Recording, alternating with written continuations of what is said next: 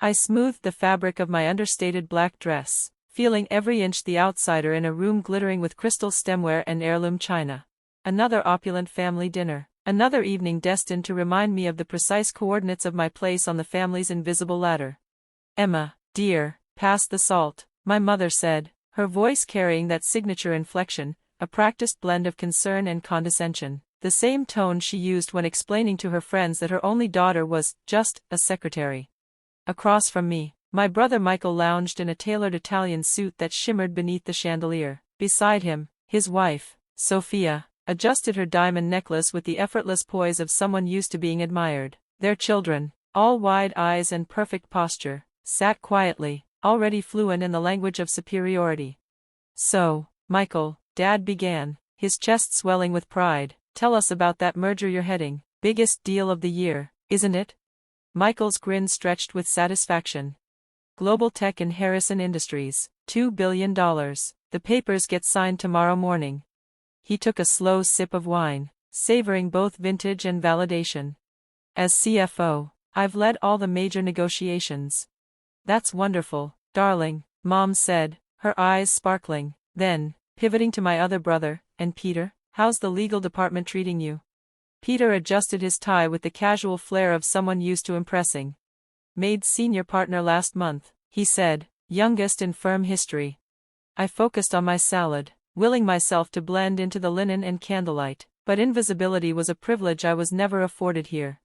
"And Emma?" The spotlight turned. "Still working as a secretary, dear." I opened my mouth, but before I could speak, Michael chuckled, the sound sharp, dismissive.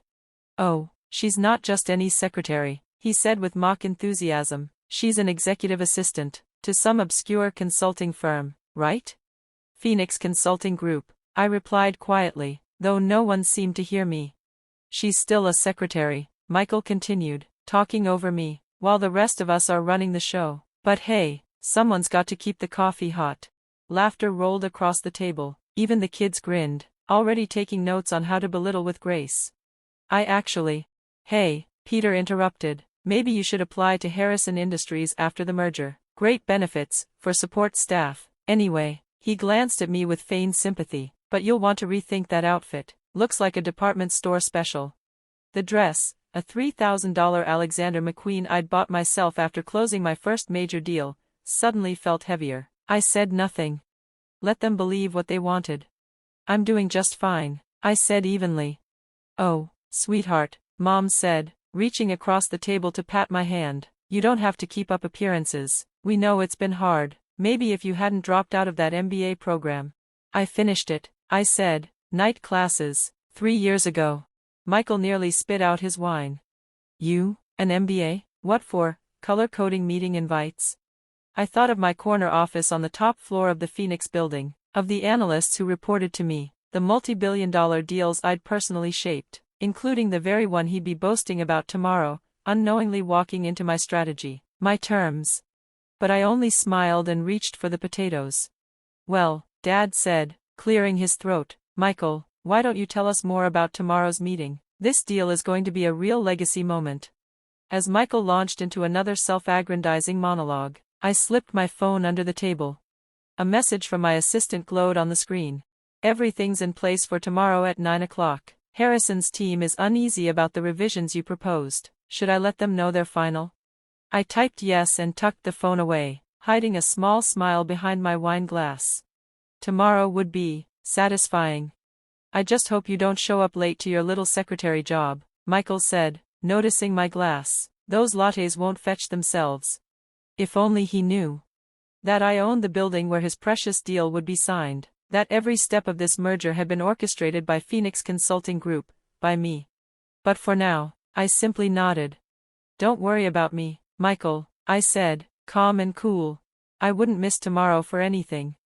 The next morning, I arrived at Phoenix Consulting Group headquarters an hour early. The sun was barely kissing the city skyline, casting long, delicate shadows through the floor-to-ceiling windows of my private elevator. I smirked, recalling Michael's snide remark about coffee runs. If only he knew, the entire building was mine, and I wasn't just his secretary sister. "Good morning, Miss Phoenix."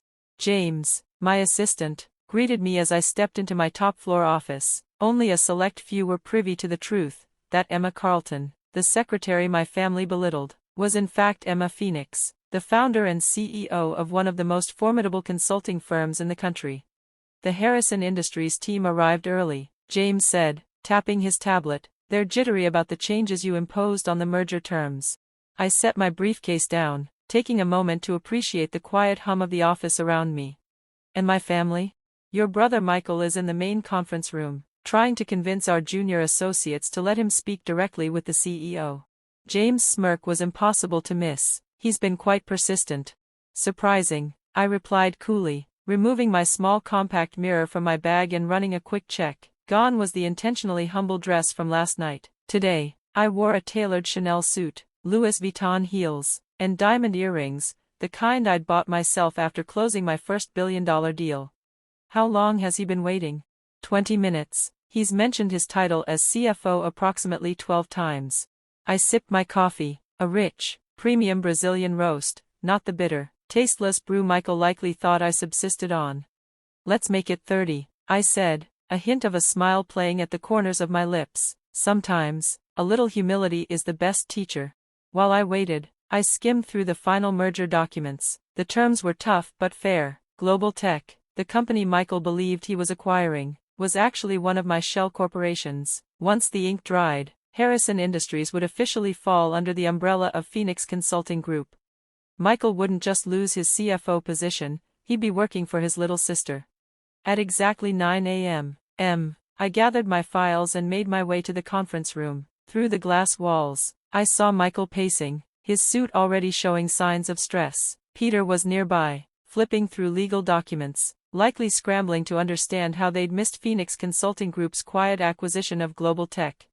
I paused, the memories of every family dinner where they'd talked over me flooding back, each comment, each barb reminding me of where I belonged.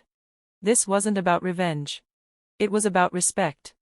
The CEO will see you now, James announced, opening the door.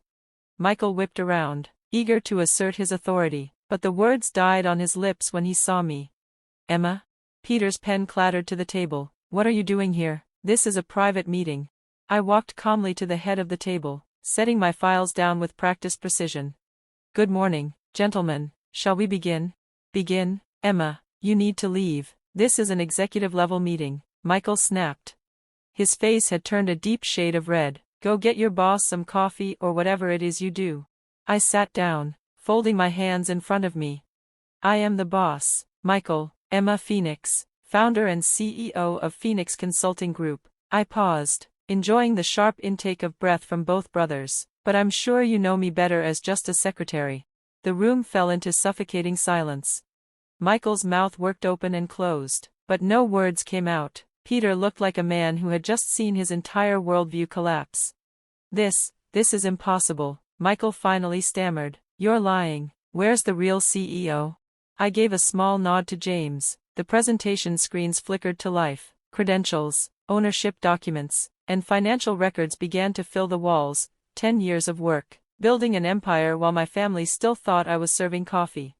Global Tech, the company you think you're merging with, I continued, savoring the moment, was created by me 3 years ago as a subsidiary. Harrison Industries isn't acquiring Global Tech. Phoenix Consulting Group is acquiring Harrison Industries. Michael flinched at the words. Peter flipped through his papers, his hands suddenly trembling. But the board approved this merger. He stuttered. Yes, they did. I leaned forward, letting the silence settle between us. Did anyone bother to check who actually owns Global Tech? I slid the final contract across the table, letting it fall into place with a decisive thud. Your due diligence was sloppy, brothers, perhaps because you were too busy mocking my career to notice who was really pulling the strings. Michael stood so abruptly his chair skidded across the floor. I'll fight this. The board won't stand for it. Dad won't. Dad's already signed off on it. I cut him off, pushing another document toward him. At the bottom of the page was our father's signature, dated 2 weeks ago. He just doesn't know it yet. You see, Phoenix Consulting Group has owned a controlling interest in Harrison Industries for months. We've been quietly acquiring shares for years, through shell companies, strategic buys, and silence, while Michael bragged at family dinners, oblivious. Why? Peter's voice barely broke the silence. Why go to all this trouble? I leaned back, letting the weight of the question settle. Every snide remark, every time they talked over me, dismissed me, ignored what they couldn't understand, it had led to this. Because you needed to learn something titles never teach, competence isn't written on business cards, and arrogance built on status alone crumbles fast. Michael slumped in his chair, the CFO bravado finally drained from his shoulders. So what now? You're firing us? No, I said, smiling coldly, that would be merciful. You're both staying, under new supervisors, young, driven professionals who started in roles just like mine, people you once laughed off as just support staff. I stood, smoothing my jacket.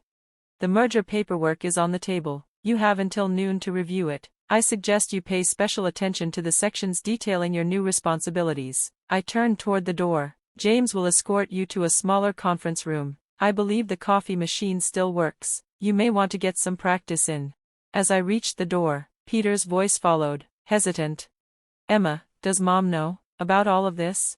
I paused.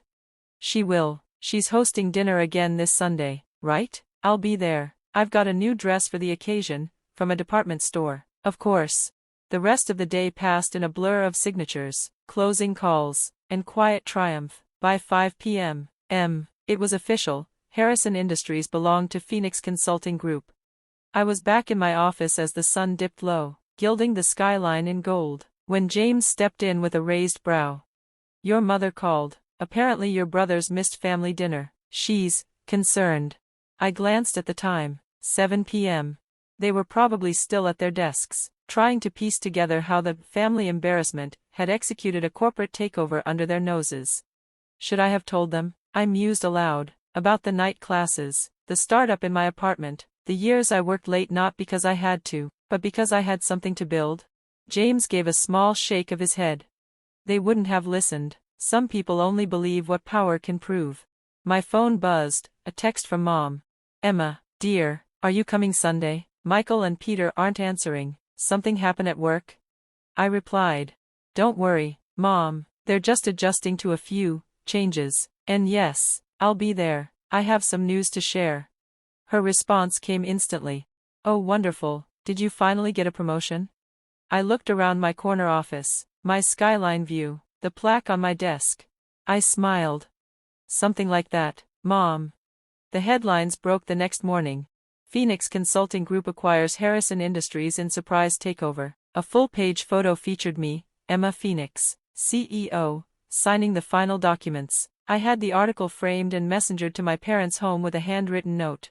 Looking forward to dinner. I'll bring wine, from my private collection. After all, a secretary should know how to serve drinks. That Sunday, I arrived precisely on time. Michael and Peter's cars were conspicuously absent, still nursing their pride, I assumed.